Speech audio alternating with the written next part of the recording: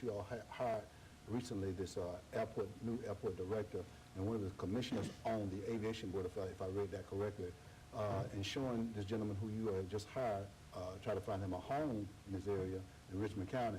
They said, well, you don't want to live in South Augusta. You said it was very offensive to you. How do you change the culture of that, even among sitting people who represent this city, and not open up Richmond County to everybody? Well, at first that was a sitting Augusta commissioner. Augusta commissioner, okay. Yeah, which makes it even more dramatic. Well, it does. You know, Ben, that's a tough one. That's a tough one because South Augusta has been disparaged ever since I can remember. And some of it we've earned and some of it we've not. I think it goes to the attitude of a commissioner. Now, whether that attitude can be changed or it has to be elected in, that we truly have one Augusta. And if we truly have one Augusta, then there shouldn't be any of that disparaging, or you don't want to go over there, you don't want to go over here. So it tells me that right now we've got a disconnect between the slogan that I hear, One Augusta, and what our actions are. If we truly believe One Augusta, then let's make it be more than downtown. You know, right now we've got over $300 million in investments going downtown. I blinked my eyes and the San Sebastian Way extension was up and running. I'd never even heard of it. And we're still trying to get Windsor Spring Road 4-laned into Hepzibah. So we've got a disconnect in terms of what this One Augusta means. And the voters and the taxpayers in the 8th District don't feel like they're part of that One Augusta, and they'd like to be. Now, before I move on, I'd like to just address something that Wayne said. I've not proposed incentives to builders and developers for coming out to South Augusta. I believe in the free market system, and I believe that we do have to market that area. We have the land. The land is less expensive than Columbia County, less expensive than North Augusta. And I believe that their incentive is a profit margin. We do have to get them to kick in. There's got to be some advertising to make that happen. But just to correct you, Wayne, I have offered that we make incentives to Richmond County businesses for employing Richmond County residents, and that may be what you're thinking about. Okay. Let me ask you this then. You made mention about St. Sebastian Way, blink of an eye overnight it was there. I'm like you, same thing with me. I still don't know where they go to. Yeah. But my question is this. When you factor in those particular projects that we're currently witnessing there in terms of the expressways, right, and you factor in all the downtown development for the last 20 some odd years, right, and you're talking about probably in excess of $1 billion. Yeah. And what have we gotten for it? How do you change the culture of commissioners thinking about, when you think about the growth and development of Augusta, think downtown first? How do you change that culture if you disagree with it, or if you agree with it, say why?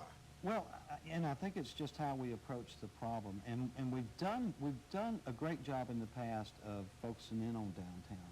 If you look at a lot of the entities that we've spent money on, they are either tourism-based or they're just infrastructure. And the example of that is the Judicial Center. That won't add one dime to the tax base. That's not a revenue creator. It's a consumer. The T-Center, that is tourism-based. And in a rocky economy, those are discretionary dollars that businesses who used to send 20 people to a convention, now they send 2 people. So what we have to do is convey the vision to the other commissioners that we've got to solidify our tax base. And you do that with residential properties.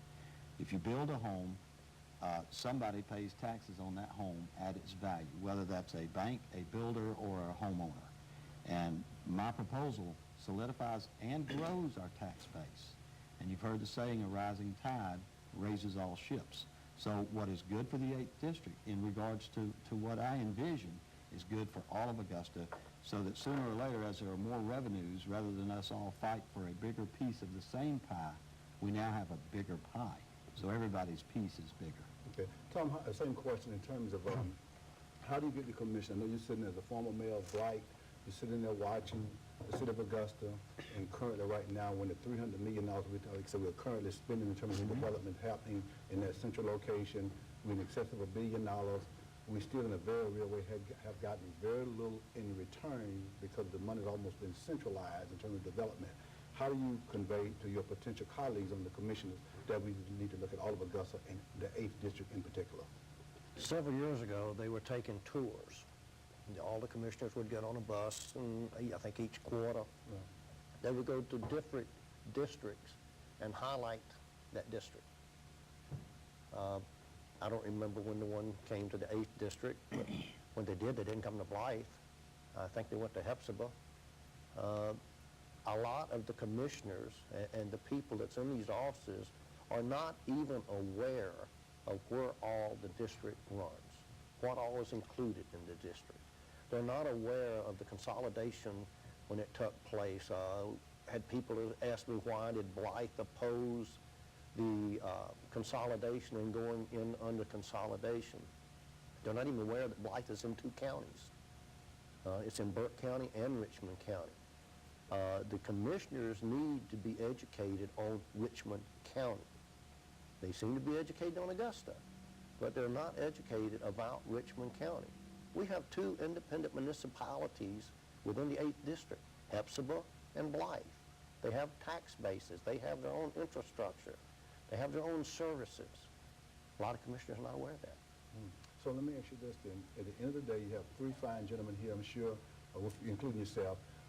Allentown, I'm sure, is a great guy here. He's not here today. Like I said, I extended an invitation to Allen and was not able to, by way of calling him, was not able to make contact with him. Like I say, for the next week or so, if I hear from him, I will allow 10 minutes him to come on the show and express his views. But my question to you is, at the end of the day, you have 3 fine gentlemen here, yourself included. What separates you and why should you be the commissioner of District 8? They're youthful. And I use it as being mature. Okay. I've been in the position and have been proven and tested. I've worked with every commissioner and every mayor that we've had since Mayor Charles Devaney up until the present date. I've worked with the commissioners that we had that were extremely difficult to get along with and the ones that were very cooperative. We always managed to accomplish the task at hand and remain professional. And this is one thing that we all must learn to do. Whether we agree or not, we must learn to disagree, but still be professional about it. We must address the task at hand when we're a commissioner.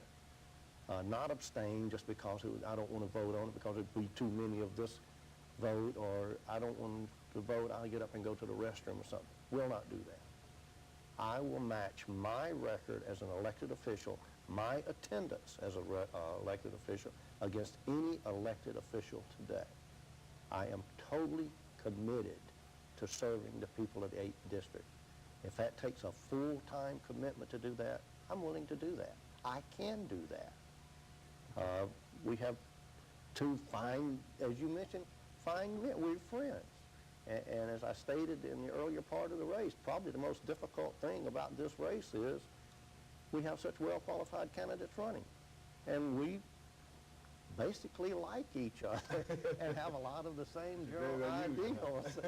So, no, we don't have much to sling at each other or negativism to speak, but I would like to be able to use my experience. I've been at state level with negotiations. I have been in the state level meetings and stuff representing our county. 5 seconds. And I would like to continue to be able to do that. I can use that maturity to help improve the county. Okay. Doug, sorry to give you put a time limit on. We got a total about 3 minutes here, about a minute and a half. Tell me what separates you from these other 2 fine gentlemen here. You know, Ben, it's fine to know where you want to be, but it's different to have a plan to get there. And I believe that I've laid out a plan clearer than any of the other candidates in the 8th district of how we need to get there. I also think I've got the qualifications as in business and both in church as an elder at Miracle Baptist. I've been able to help negotiate different sides with different opinions peaceably and have folks satisfied with the results. And I think I can do that on the commission. Okay, great.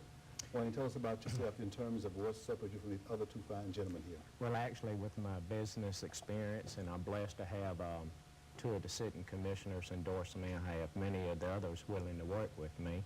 And I know the only way to get things accomplished, if you set your goals within reach, it could be done. And all my whole platform is set up on the issues that we are facing right now. No different than tax, job, growth, police, and fire department. We have to be looking at them issues and getting them resolved. And I appreciate it. Okay. Well, gentlemen, thank you all very much for taking time out of your busy schedule. You're definitely a bunch of great gentlemen here. District 8 is going to be fine at the end of the day regardless, looks like here, and I wish you all success on November the 2nd. Thank you very much. you. Thank you for having us. You have been watching Comcast Community Concerns, where we always moving our community into the future. Have a blessed day.